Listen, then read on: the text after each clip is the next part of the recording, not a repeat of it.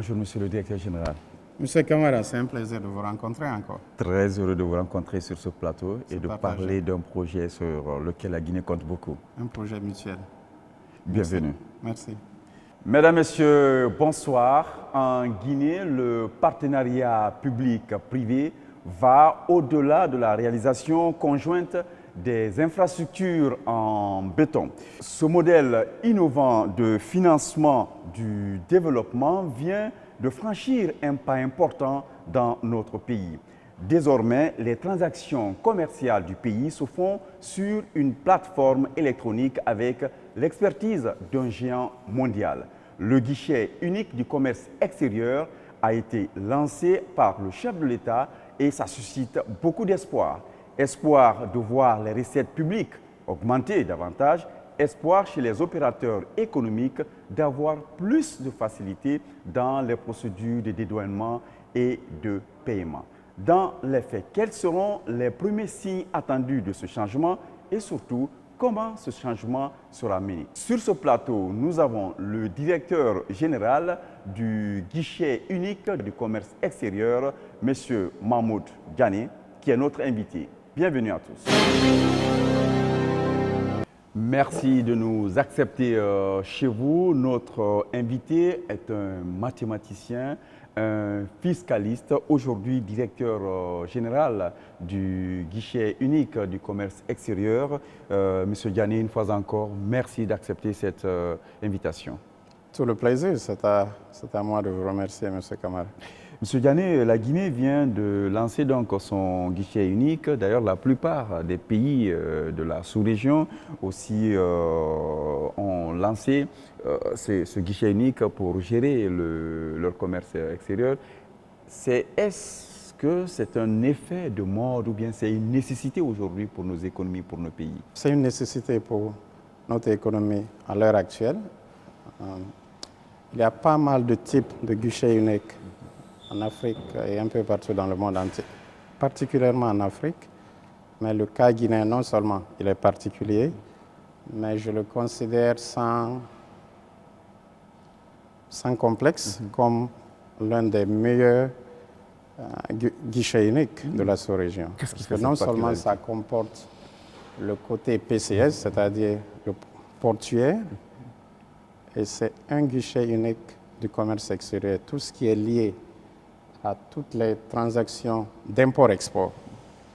Dans les autres pays, ce sont des guichets uniques sectoriels. Et nous voyons même ça en Guinée. Nous avons le guichet unique à la pipe, nous avons au niveau des un mines. guichet au niveau des mines, un peu partout. Mais ça, c'est un ensemble pour faciliter non seulement le commerce extérieur en Guinée, et faire en sorte que ça soit une solution pour les opérateurs économiques en réalité. C'est vraiment un gagnant-gagnant. C'est acteurs privés et publics.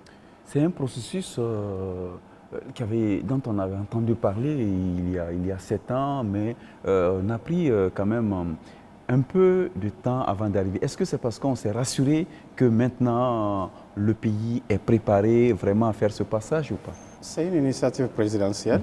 Et qui parle d'initiative présidentielle parle vraiment du sérieux qui va autour de ça. Et la Guinée s'est rassurée de tous les défis qui peuvent être liés à ça. Donc ça a pris du temps. Il y a un comité technique qui était en place, non seulement pour évaluer et traiter tous les aspects de la mise en place du guichet unique et faire en sorte que ça soit, comme les Américains le disent, a success story. Donc c'était bien réfléchi. Une réussite parfaite. Exactement. C'était très bien réfléchi. Et je suis sûr, avec votre collaboration, avec la collaboration de tout un chacun, particulièrement les opérateurs économiques, toute la Guinée, en principe, pour que ça soit comme l'a souhaité le président de la République, le professeur Alpha Condé. Effectivement, il a exprimé ses attentes, beaucoup de bouleversements. D'abord, il pense que les recettes publiques vont connaître un bond de géant. Mais comment ça va se manifester? Comment ça se dit oui, il va y avoir plus de recettes? Qu'est-ce qui lui fait dire ça? Essayons de simplifier. D'abord, le guichet unique est une plateforme neutre, transparente est obligatoire, permettant aux acteurs privés et publics d'échanger toutes les données concernant toutes les formalités et procédures de commerce extérieur. Donc c'est une solution. Et qui parle de transparence, qui parle de dématérialisation, parle bien sûr d'éviter ou de réduire l'erreur humaine.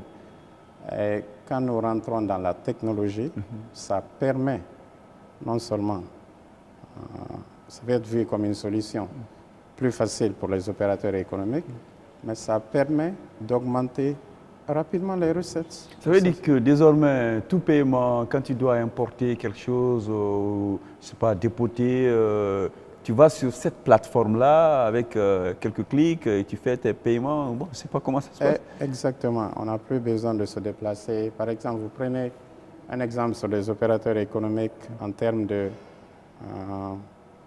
pour avoir leur manifeste enregistré pour le moment, il faut se déplacer, aller à la douane. Ils n'auront plus besoin de faire ça. Ils peuvent faire toutes les procédures en ligne, même le paiement en ligne, plus besoin de se déplacer. Et voir aussi l'évolution des dossiers, où mon dossier se trouve. Est-ce qu'il est nécessaire pour moi de me déplacer pour aller à la douane ou pas? Par exemple, si une fois que la quittance ou le bon à enlever est terminé à la douane, automatiquement, l'opérateur économique est saisi et au courant. Ok. Donc ça, en réalité, ça simplifie toute la procédure. C'est comme si le débat que nous sommes en train de faire actuellement, on le faisait sous une autre forme virtuelle. C'est-à-dire que pas besoin de vous amener, de vous dire de venir ici. Qu'il pleuve ou pas, ou qu'il y a des embouteillages, pas du tout. On peut le faire facilement. C'est simplifier la vie de tout un chacun. C'est comme ça que j'interprète. Et ça nous permet en tant que pays d'avoir une compétition meilleure et un classement concurrentiel vis-à-vis notamment des pays de la sous-région. Donc en ce moment, la Guinée se met un peu au standard, au niveau du standard international d'abord, et maintenant mais au niveau justement de cette manipulation électronique, de cette solution, est-ce que vous êtes rassuré aujourd'hui que nos opérateurs sont prêts, sont préparés à aller? Je pense que tout le monde aime le bonheur. Vous aimez le bonheur ou pas? Question non, facile. Je vous demande, est-ce que vous aimez le bonheur ou pas? Nous aimons tous le bonheur. Je pense que l'interprétation peut être différente. En général, quand on ne maîtrise pas ou quand il y a l'inconnu, on ne sait pas où, quand il y a une réforme, sans le savoir, en tant qu'être humain, on est réticent. On essaye de réfléchir, ce qui est normal. Est-ce qu'en allant soit de gauche à droite ou en restant là où je suis, quelle est la valeur ajoutée? Mais comme nous avons prévu dès la semaine prochaine des formations, une communication massive sur toute l'étendue du territoire pendant des semaines et des mois à venir, et je n'ai aucun doute que ça serait le chouchou des opérateurs économiques, parce qu'en réalité, ça facilite leur vie. Et je ne vois pas un opérateur économique qui peut rejeter. Peut-être on rejette quand on ne comprend pas, mais une fois que quelqu'un sait que c'est une solution et ça l'arrange, je vous garantis que la personne peut même aller se cacher le faire parce que tellement elle veut le faire plus rapidement. Donc les opérateurs gagnent, l'État aussi gagne beaucoup. Ah oui, il faut que les opérateurs gagnent d'abord. Et qui parle de l'État parle de toutes ces composantes-là. C'est fait pour les opérateurs et l'État. Donc, mais sauf que ça va nécessiter la suppression de certains intermédiaires dans les circuits de dédouanement et autres, par exemple. Oui, mais quand on parle de la technologie, quand on parle de la simplicité, quand on parle de faire avancer ce que nous voulons, oui, il y a des il y a des étapes qui ne sont plus de l'actualité. Supposons que vous habitez à Kipe et vous voulez aller au port. Ce n'est plus de l'actualité. Vous n'avez pas besoin de vous déplacer, aller au port pendant toute une semaine, qu'il pleuve ou pas. Il n'y a pas de raison. Vous pouvez le faire même de votre téléphone. Et par vous-même, sans utiliser d'autres personnes. De votre téléphone, vous pouvez, une fois que vous avez le connaissement, vous pouvez le faire. Et vous pouvez aussi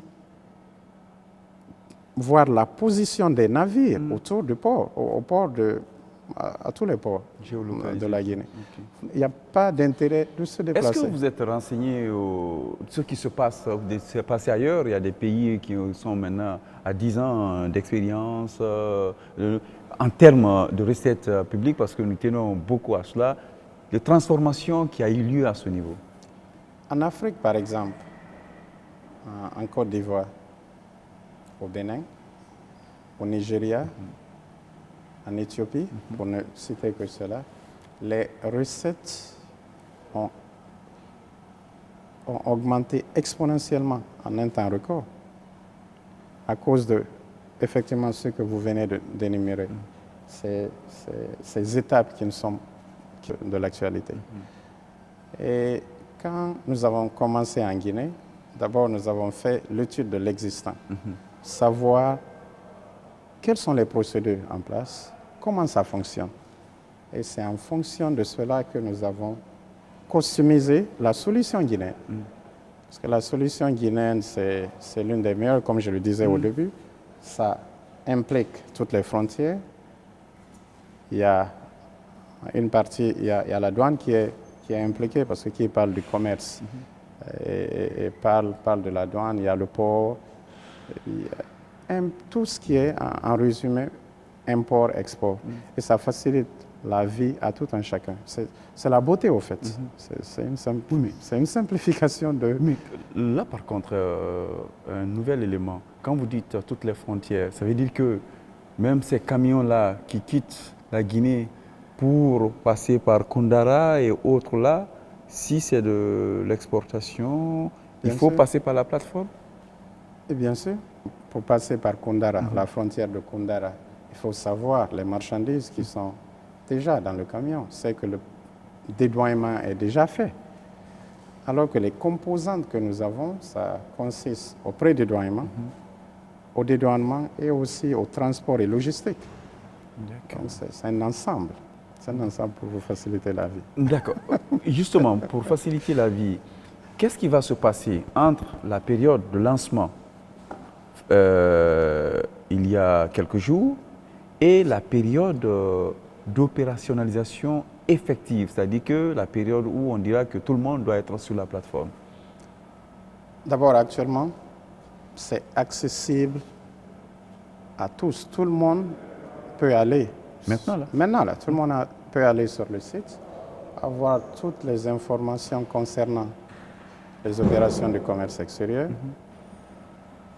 être en mesure de faire des simulations, parce que nous soyons privés ou publics, être en mesure de faire des simulations des droits et taxes, c'est-à-dire avoir une idée ou une estimation combien telle marchandise, les frais va coûter ou pas, et avoir le taux de change journalier de la douane et de la banque centrale, être en mesure de positionner des navires du moins au bord des ports et avoir la réglementation des textes et lois. Tout est dit, ça c'est la partie publique.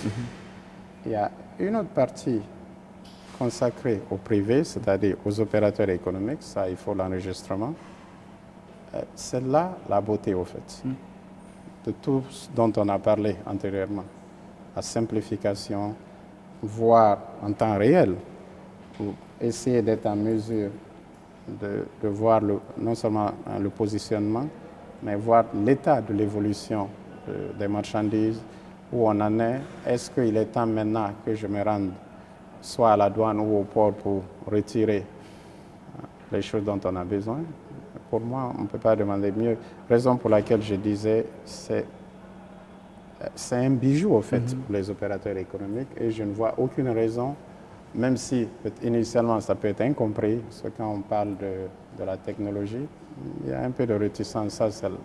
Et oui, vous parlez de technologie, c'est à ce niveau qu'il y a vraiment le partenariat salutaire entre le public et le privé, parce que la plateforme elle-même, elle est gérée par, comme on le disait, un géant mondial qui est Web Fontaine. Web Fontaine, oui. Et donc, qui a suffisamment l'expertise, la capacité à supporter toutes les transactions qui seront menées sur sa plateforme?